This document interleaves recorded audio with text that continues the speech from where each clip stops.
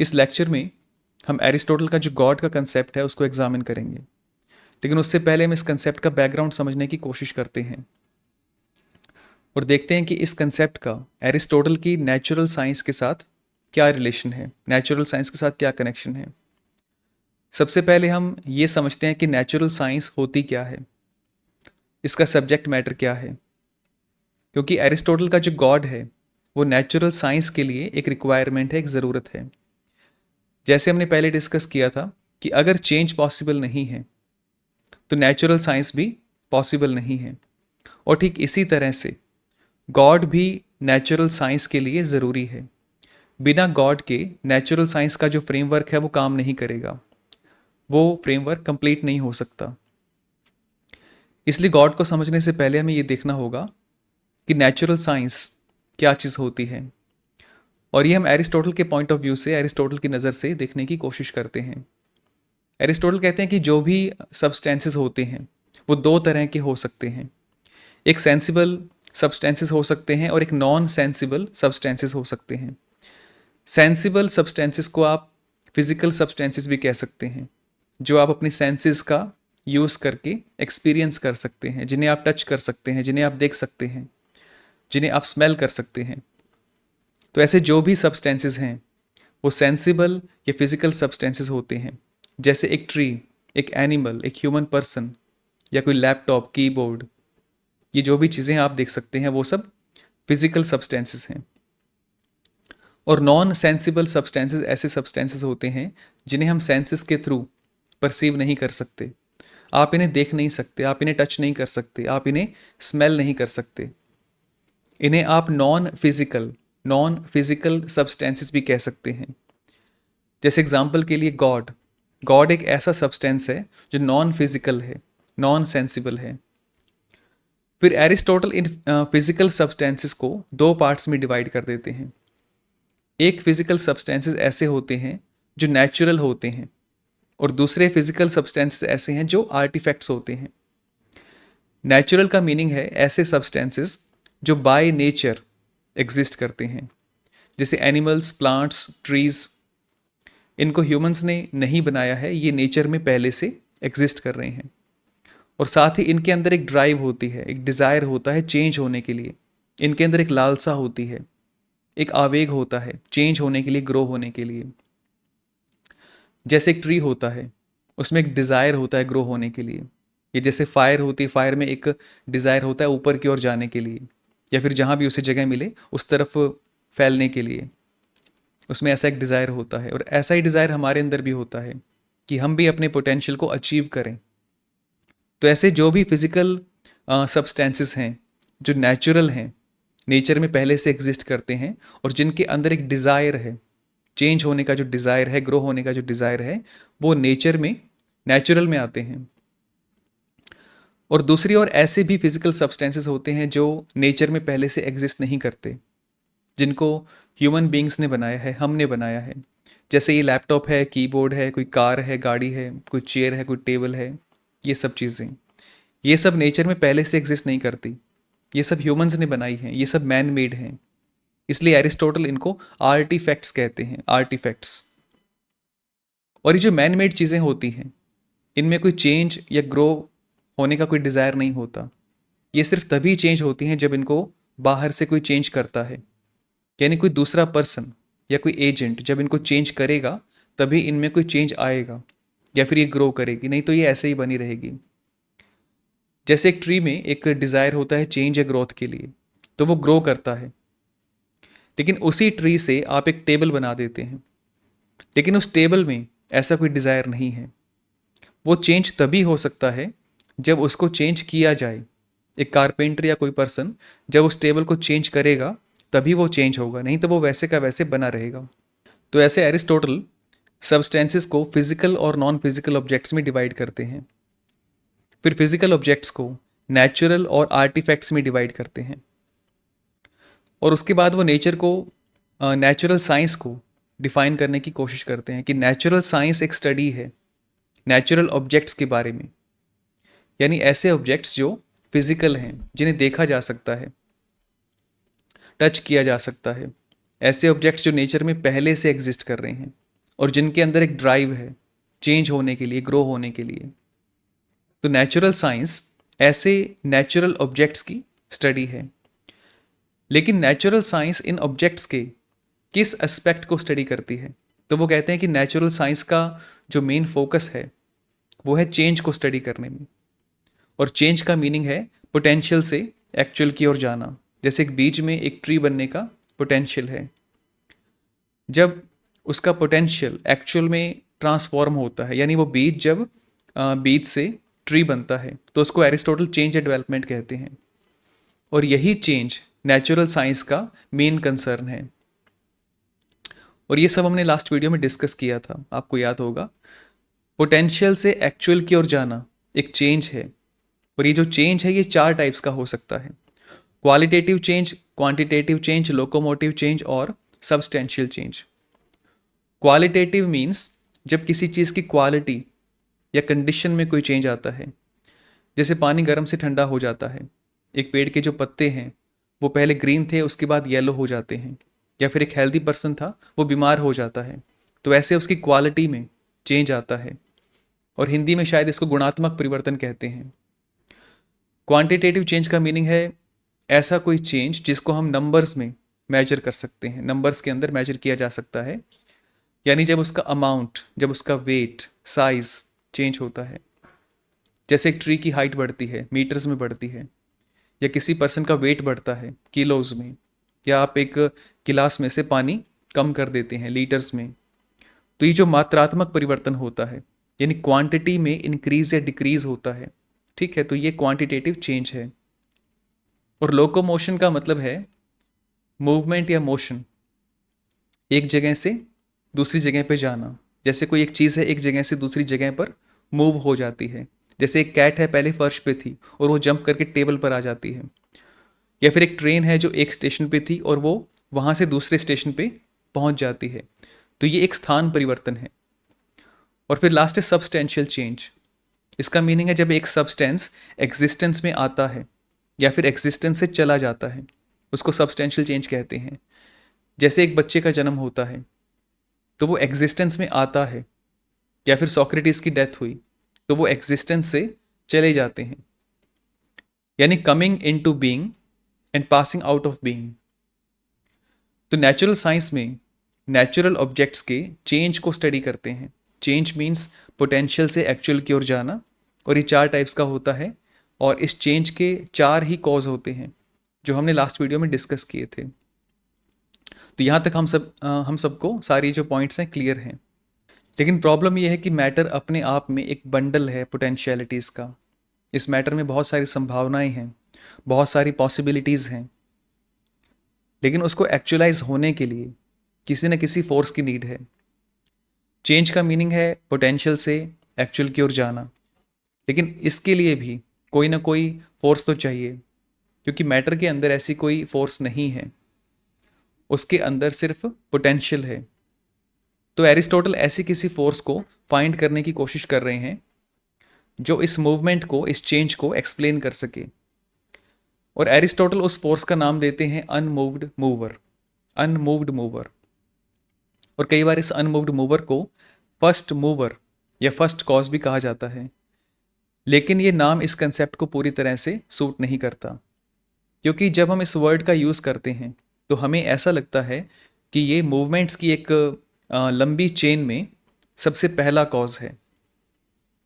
जैसे आपको domino effect पता होगा, कुछ ऑब्जेक्ट्स को एक के बाद एक लाइन अप कर दिया जाता है, और जो सबसे फर्स्ट ऑब्जेक्ट है दूसरे ऑब्जेक्ट को पुश करता है, और दूसरा ऑब्जेक्ट तीसरे ऑब्जेक्ट को पुश करता है, फिर आगे से आगे वो पुश करता ही जाता है। तो ऐसे एक चेन शुरू हो जाती है जिसमें हर ऑब्जेक्ट अपने से नेक्स्ट ऑब्जेक्ट को पुश करता है। और हम जब फर्स्ट मूवर वर्ड का यूज़ करते हैं तो ऐसा लगता है जैसे हम उस फर्स्ट डोमिनो की बात कर रहे हैं जहाँ से ये मूवमेंट शुरू होती है, लेकिन एक्चुअल में ऐसा नहीं है। क्योंकि एरिस्टोटल के लिए ये जो वर्ल्ड है ये हमेशा से एग्जिस्ट कर रहा है, और इस वर्ल्ड में जो मोशन है वो भी हमेशा से एग्जिस्ट कर रहा है। ऐसा नहीं है कि एक पर्टिकुलर टाइम पॉइंट पर शुरू हुआ है। तो ऐसा एक वर्ल्ड जो हमेशा से एग्जिस्ट कर रहा है, उसका कोई फर्स्ट कॉज नहीं हो सकता, एक एटर्नल वर्ल्ड का जो मोशन है वो भी एटर्नल होना चाहिए। इसको समझने के लिए हम दो एग्जाम्पल ले सकते हैं, दो एग्जाम्पल्स का यूज कर सकते हैं। पहले एग्जाम्पल के लिए हम डोमिनो इफेक्ट को देख सकते हैं। डोमिनो इफेक्ट में जो फर्स्ट ऑब्जेक्ट है वो फर्स्ट मूवर होता है, जहां से मोशन शुरू होता है। वो सिर्फ एक बार मूव करता है और उसके बाद जो मूवमेंट है वो आगे से आगे चलती जाती है। तो एक फर्स्ट मूवमेंट ऐसी होती है जिससे सभी ऑब्जेक्ट्स में मूवमेंट आ जाती है। लेकिन इस फर्स्ट मूवमेंट का मीनिंग है कि इससे पहले कोई मूवमेंट नहीं थी, इससे पहले कोई चेंज या कोई मोशन नहीं था। लेकिन ये बात एरिस्टोटल के मेटाफिजिक्स में फिट नहीं हो सकती, क्योंकि एरिस्टोटल के लिए ये जो वर्ल्ड है ये एटर्नल है, ये हमेशा से है, ये जो मोशन है ये हमेशा से है। तो ये एक ऐसी मूवमेंट है जो किसी पर्टिकुलर टाइम पॉइंट पर शुरू हुई, और एक बार शुरू होने के बाद ये जो मोशन है ये अपने आप चलता रहा। लेकिन अगर ये वर्ल्ड एटर्नल है तो ऐसा नहीं हो सकता, ऐसा कोई फर्स्ट कॉज नहीं हो सकता जहां से ये सब शुरू हुआ है। क्योंकि अगर वर्ल्ड के शुरू होने का कोई पॉइंट है तो ये वर्ल्ड एटर्नल नहीं हो सकता, ये पॉसिबल नहीं है। लेकिन दूसरा एग्जाम्पल आप देख सकते हैं एक फ्लावर का। एक फ्लावर हमेशा से सूरज की ओर देखता है, और सूरज की वजह से उसमें एक लाइफ रहती है, एक मोशन रहता है। और आप इमेजिन कीजिए कि एक फ्लावर, वो जो फ्लावर है वो एटर्नल है, वो फ्लावर हमेशा से एग्जिस्ट कर रहा है। और अगर वो फ्लावर हमेशा से एग्जिस्ट कर रहा है तो उसका जो सूरज है वो भी हमेशा से होना चाहिए। यानी फ्लावर और उसका मोशन अगर एटर्नल है तो उसका जो कॉज है वो भी एटर्नल होना चाहिए। तो एरिस्टोटल ऐसे ही एक मूवर की बात कर रहे हैं जो एटर्नल है, जो हमेशा से है। ये किसी पर्टिकुलर टाइम पॉइंट पर शुरू नहीं हुआ है, ये इस यूनिवर्स की तरह हमेशा से एग्जिस्ट कर रहा है। इट मीन्स जैसे ये जो वर्ल्ड है और इसका जो मोशन है ये कंटिन्यूसली चलता जा रहा है, लगातार चलता जा रहा है, ठीक वैसे ही इसका जो मूवर है वो भी लगातार बना हुआ है। और इसीलिए मुझे लगता है कि ये जो वर्ड है फर्स्ट मूवर, ये इसको सूट नहीं करता। इसकी जगह अनमूव्ड मूवर एक अच्छा नाम है इस कंसेप्ट के लिए। लेकिन इसको अनमूव्ड मूवर क्यों कहते हैं? ऐसा इसलिए है कि ये सबको मूव करता है लेकिन खुद मूव नहीं होता। क्योंकि अगर ये खुद मूव होता तो इसको मूव करने के लिए भी कोई ना कोई हमें कॉज देखना पड़ता। यानी इस मूवर को दूसरा कोई मूवर मूव कर रहा होता, ए बी को मूव कर रहा होता, बी सी को, और फिर उसके बाद सी डी को, डी ई को। ठीक है, तो ऐसे एक एंडलेस चेन हो जाती। तो इस प्रॉब्लम को अवॉइड करने के लिए एरिस्टोटल कहते हैं कि ये अनमूव्ड मूवर है जो सबको मूव करता है लेकिन खुद मूव नहीं होता। यानी मोशन का जो सोर्स है वो मोशन में नहीं हो सकता, क्योंकि अगर वो मोशन में होता तो उसके लिए भी कोई ना कोई एक्सप्लेनेशन की नीड हमें होती। एरिस्टोटल इस अनमूव्ड मूवर को गॉड कहते हैं, लेकिन ये कोई ऐसा गॉड नहीं है जो एक पर्सनल गॉड हो, जिसकी पूजा की जा सके, जिसको प्रेयर की जा सके, जिसके साथ आप इमोशनली कनेक्ट हो सकते हो। ये कोई ऐसा गॉड नहीं है, ये एक इम्पर्सनल गॉड है। ये कोई क्रिश्चियन गॉड की तरह भी कोई क्रिएटर गॉड नहीं है जिसने वर्ल्ड को क्रिएट किया हो। इस गॉड को आप एक ग्रेविटी जैसा मान सकते हैं। ग्रेविटी के बिना लाइफ पॉसिबल नहीं है। ग्रेविटी एक फंडामेंटल फोर्स है जिसके बिना ये वर्ल्ड सर्वाइव नहीं कर सकता। ग्रेविटी एक गॉड की तरह इस वर्ल्ड को मेंटेन करती है, लेकिन ग्रेविटी को आप प्रेयर नहीं कर सकते। ग्रेविटी के साथ आप इमोशनली अटैच नहीं हो सकते। ग्रेविटी कोई पर्सन नहीं हो सकती। तो ठीक ऐसे ही एरिस्टोटल का ये जो अनमूव्ड मूवर है जिसको वो गॉड कहते हैं, वो एक मेटाफिजिकल नेसेसिटी है। नेसेसिटी मीन्स ज़रूरत है। उनका जो सिस्टम है वो सिस्टम बिना इस एलिमेंट के काम नहीं कर सकता, बिना इस प्रिंसिपल के काम नहीं कर सकता। जैसे बिना चेंज के साइंस पॉसिबल नहीं है, ठीक इसी तरह से बिना इस गॉड के चेंज पॉसिबल नहीं है। लेकिन अगर ये मूवर खुद मूव नहीं करता तो ये मोशन कैसे पैदा कर सकता है? इट मीन्स ये कोई एफिशिएंट कॉज नहीं हो सकता। जैसे एक पर्सन एक बॉल को ऊपर की ओर फेंकता है तो वो पर्सन एक एफिशिएंट कॉज है उस बॉल के मोशन के लिए, लेकिन बिना मूव किए वो पर्सन उस बॉल को कैसे फेंक सकता है? तो इस पर एरिस्टोटल कहते हैं कि ये जो गॉड है ये एक फाइनल कॉज की तरह काम करता है। और ये फाइनल कॉज इस वर्ल्ड की टेलियोलॉजी का सोर्स है। टेलियोलॉजी को हम डिस्कस कर चुके हैं कि हर चीज़ का अपना एक फंक्शन या पर्पस होता है और वो चीज़ उस फंक्शन या पर्पस को अचीव करने के लिए कोशिश करती है। यानी हर कोई अपना पोटेंशियल अचीव करना चाहता है। एक बीज में एक पोटेंशियल है एक ट्री बनने का, तो वो अपने इस पोटेंशियल को अचीव करना चाहता है। ठीक ऐसे ही हर चीज़ का एक गोल या पर्पस होता है जो उसको एक डायरेक्शन प्रोवाइड करता है, और इसको हम टेलियोलॉजी कहते हैं। और ये गॉड उस टेलियोलॉजी का सोर्स है। ये एक लव या डिज़ायर की तरह काम करता है। जैसे मान लीजिए आप एक मार्केट में जाते हैं और आपके सामने एक बहुत ही ब्यूटीफुल सी पेंटिंग आ जाती है, और वो पेंटिंग बिना किसी मूवमेंट के वहाँ पर रखी है, एक शॉप के अंदर रखी है। उसमें हल्का सा भी कोई मोशन नहीं है, कोई मूवमेंट नहीं है, लेकिन फिर भी वो आपके अंदर एक मूवमेंट पैदा कर सकती है, आपके अंदर एक डिज़ायर पैदा कर सकती है, और आप उस पेंटिंग को परचेज करने के लिए मजबूर हो सकते हो।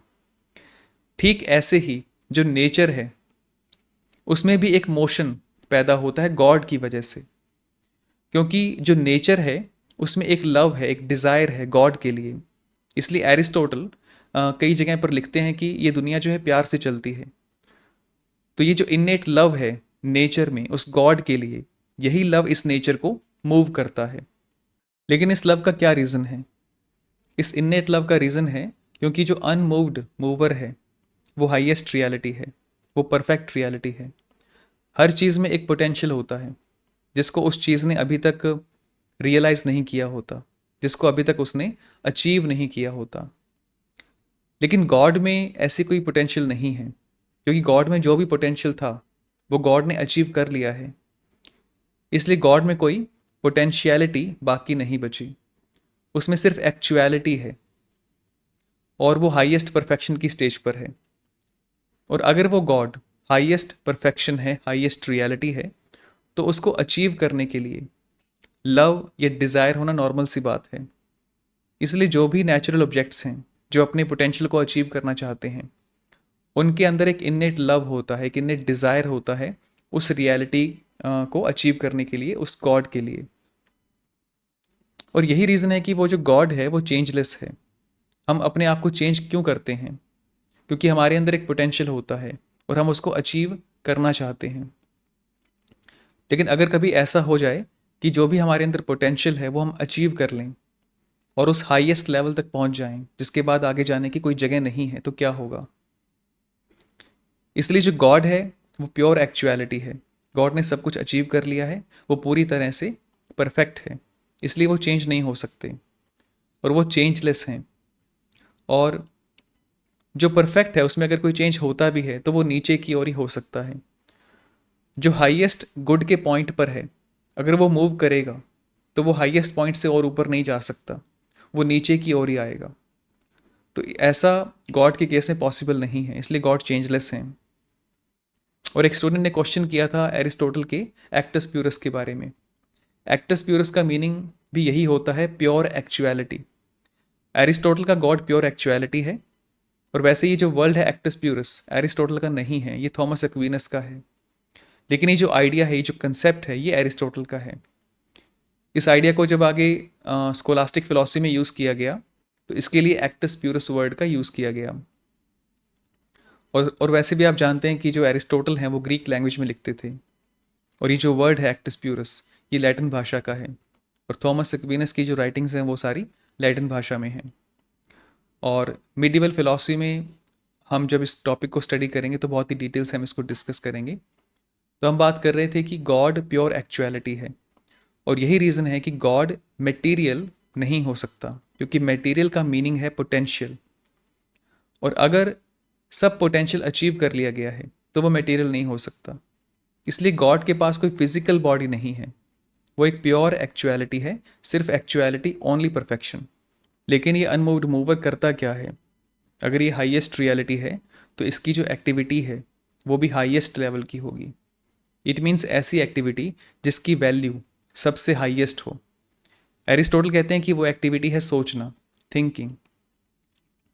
और अगर गॉड सोचते हैं तो वो किस चीज़ के बारे में सोच रहे हैं? अगर वो परफेक्ट हैं तो वो किसी परफेक्ट ऑब्जेक्ट के बारे में ही सोच सकते हैं। इसलिए एरिस्टोटल कहते हैं कि उनका सोचने का जो टॉपिक है वो सेल्फ है, यानी वो अपने ही बारे में सोच रहे हैं। और इस पॉइंट को मोस्टली बुक्स में काफ़ी स्ट्रेंज वे में एक्सप्लेन किया जाता है कि वो अपने बारे में क्या सोच रहे हैं। जैसे एरिस्टोटल भी लिखते हैं कि thinking is a thinking on thinking, या फिर थिंकिंग अबाउट थिंकिंग, इस तरह से वो वर्ड्स यूज़ करते हैं, लेकिन इसका एक्चुअल मीनिंग कुछ और है। इसका एक्चुअल मीनिंग ये है कि वो गॉड सेल्फ कॉन्शियस है। जैसे मैं अगर अपने ही बारे में सोच रहा हूँ तो मेरा ध्यान सिर्फ मेरे ऊपर होगा, तो थिंकिंग अबाउट सेल्फ को आप सेल्फ कॉन्शियस भी कह सकते हैं। और वैसे इस पर काफ़ी ज़्यादा डिस्प्यूट्स हैं। और एक डिस्प्यूट इस बात पर भी है कि गॉड हैं कितने।